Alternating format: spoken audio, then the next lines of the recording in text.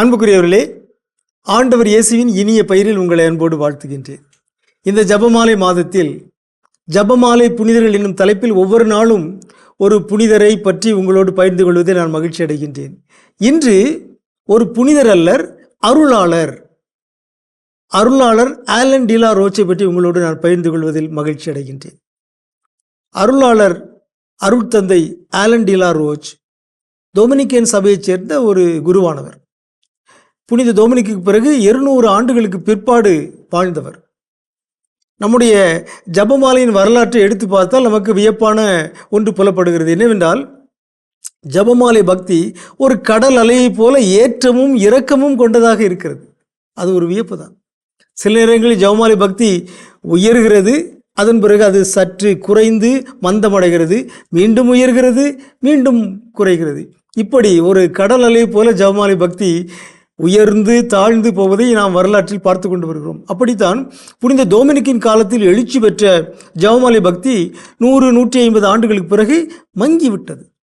அதற்கு மீண்டும் புத்துயிர் கொடுத்து உலகம் முழுவதும் ஜெபமாலை பக்தியை பரப்பிய பெருமை அருளாளர் ஆலன் டி லா ரோச்சுக்கு சேரும். அவர் பிரான்ஸ் நாட்டைச் சேர்ந்த ஒரு குருவானவர். புனித டொமினிக் ஏற்படுத்திய டொமினிக்கன் துறவற சபையினுடைய ஒரு உறுப்பினர். அவர் சிறந்த கல்வியாளர், பல்கலைக்கழகத்தில் உரையாற்றியவர், பேராசிரியராக பணியாற்றியவர்.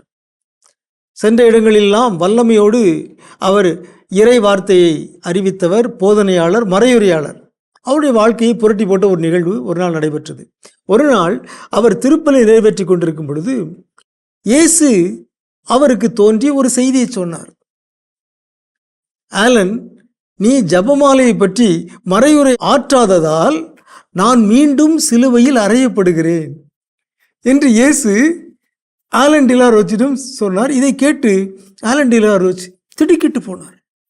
ஆகவே ஜெபமாலையை பற்றி நான் நன்றாக போதிக்கவில்லை, ஆகவே இயேசு வருத்தப்படுகிறார் என்ற செய்தியை பெற்றுக்கொண்ட ஆலன் டி லா ரோச் அன்று முதல் சென்றவிடமெல்லாம் ஜெபமாலையை பற்றி போதித்தார், ஜெபமாலையினுடைய வல்லமை பற்றி போதித்தார். அது மட்டுமல்ல, ஆலன் டி லா ரோச்சுக்கு பலமுறை மரியன்னை காட்சி தந்தார்கள்.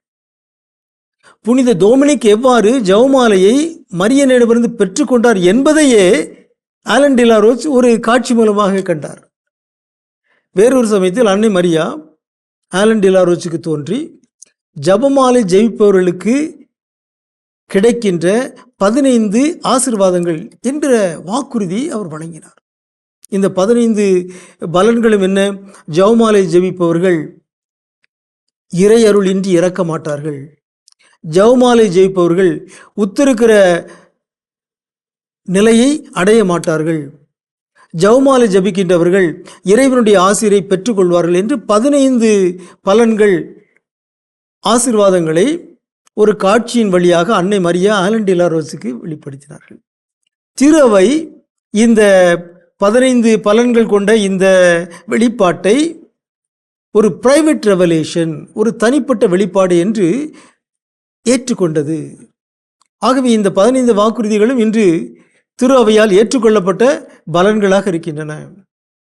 ஆலன் டி லா ரோச் பல நாடுகளுக்கும் சென்று இதை போதித்தார். அன்னை மரியா இந்த வாக்குறுதிகளை தந்திருக்கிறார். ஜெபமாலை ஜெபிப்பவர்கள் வாழ்வில் வெற்றி பெறுவார்கள், இம்மையிலும் மறுமையிலும் வெற்றி பெறுவார்கள், அவர்கள் நரகத்திலிருந்து காப்பாற்றப்படுவார்கள், அவர்கள் இறக்கும் வேளையில் அவர்களுக்கு இறைவன் சிறப்பான ஆசீரை தருவார் என்று இந்த 15 பலன்களையும் ஆலன் டி லா ரோச் சென்ற இடமெல்லாம் போதித்தார்.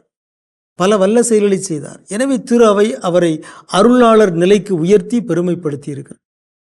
அருளாளர் ஆலன் டி லா ரோச் வழியாக நாம் இந்த ஆசிகளை பெற்றுக்கொள்வோமாக. அன்னை மரியா அவர் வழியாக நமக்கு தந்திருக்கிற இந்த ஆசிகள், இந்த ஜெபமாலை ஜெயிப்பதனால் நாம் பெற்றுக்கொள்கிற இத்தனை பலன்களையும் நாமும் நாள்தோறும் தனியாகவோ குடும்பமாகவோ ஜெபித்து ஆசிகளை பெற்றுக்கொள்வோமாக. உங்களுக்கு அமைதி உரித்தாகுக.